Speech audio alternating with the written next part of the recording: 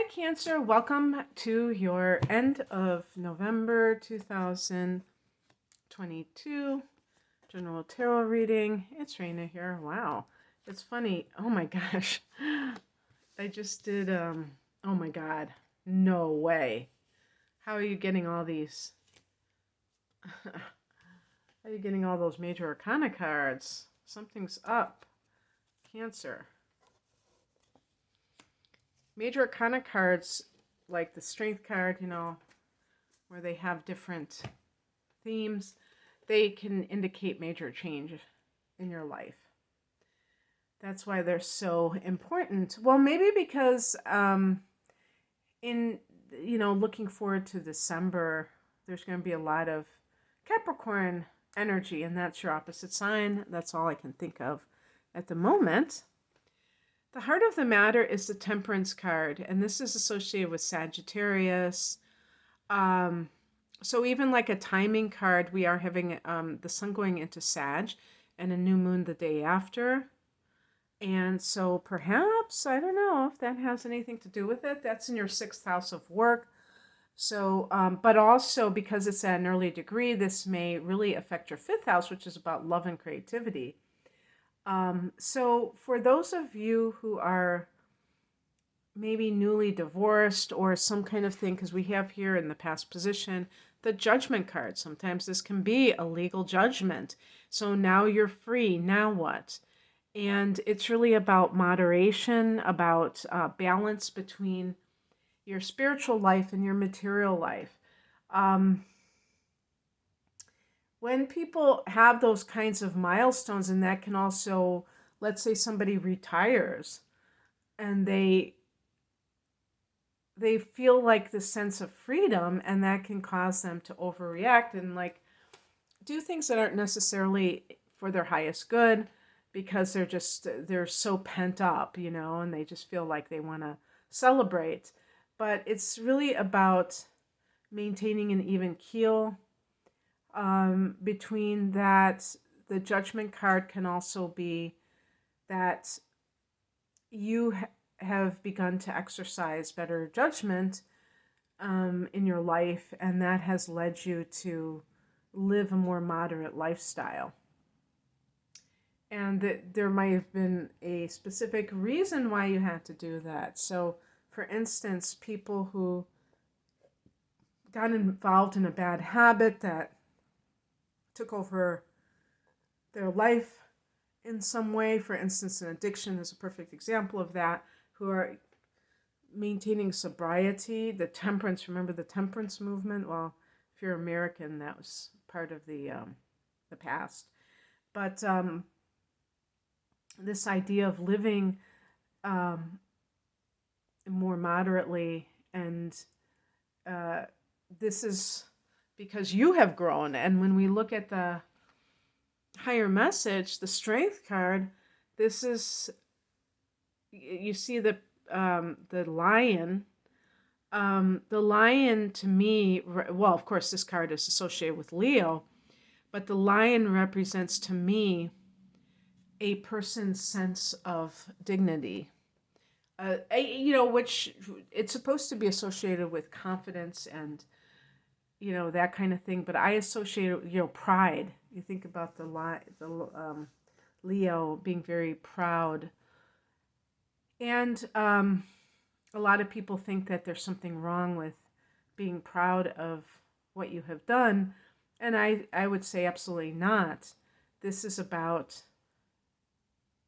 that's what strength really is that when you know what you're good at, you know what your strengths are, and you're able to emphasize those things and to kind of minimize the things that you're not as good at. And that helps you to feel like you have some kind of positive self-concept, and that can reverberate in terms of your relationships, what you allow. And come to think of it, with the Judgment, let's say you left a bad marriage and you've gotten the legal say so that you are currently free. That can, in and of itself, make you feel like you did something that was coming from a place of strength, and you can feel good about yourself. Even if you weren't the one that asked for that divorce or got away from that situation, maybe the other person was the one, but you still were able to find the good in it and not be destroyed by it. What crosses you is the World card, and this is the last card of the Major Arcana. So it is connected to endings, to the end of an era. Oh, look, there's another lion. And this is also associated with graduating from, I would assume, college, but any kind of graduation day, which symbolizes that a person has gone through some instruction and now they are ready to move on. And we can broaden that. It doesn't have to be a literal college. It can be some kind of season in your life where everything was challenging, but you made it through to the other side.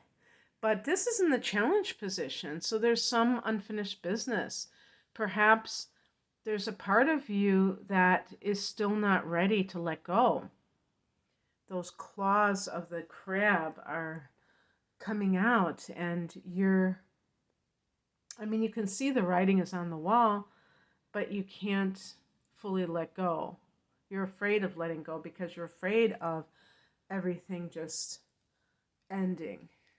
And you have to have the faith to know, you know, when you look around yourself, you may see signs, more than one sign, that things have changed, but you still kind of are afraid to move on. What's coming in is the Nine of Wands. This is a card of boundaries. It's also, this is important. I see this as the narcissist strikes again. So that's kind of like the sentry at the gates.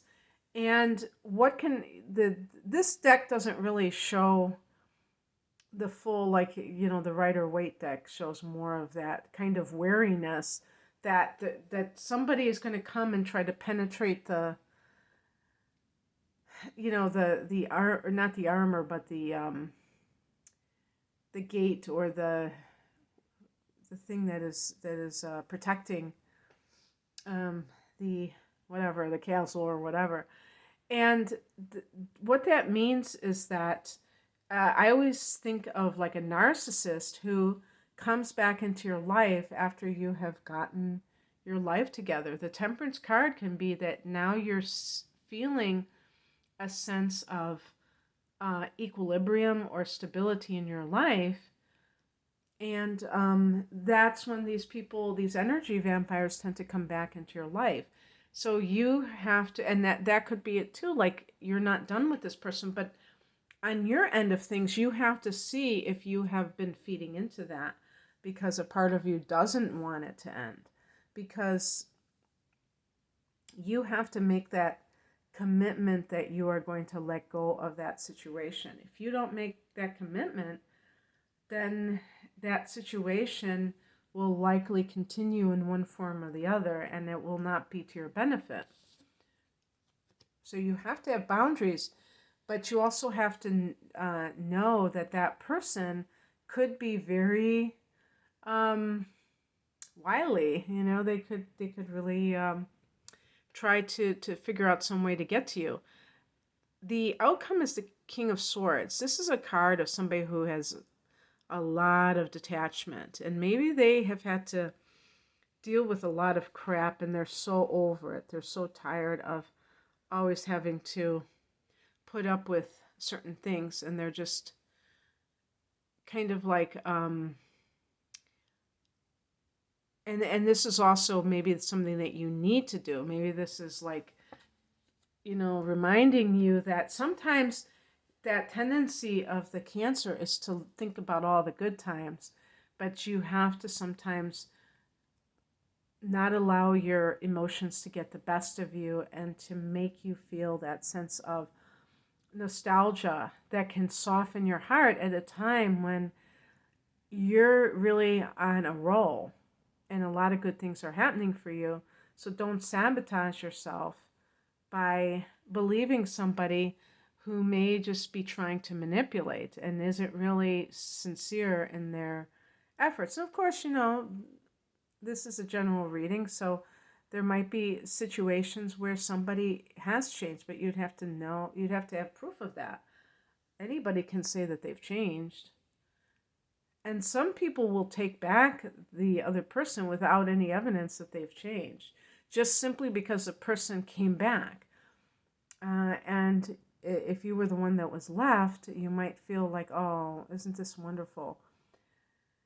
He or she couldn't live without me. And you don't really, you might be kind of gullible that you're actually believing that, because this person may be setting you up.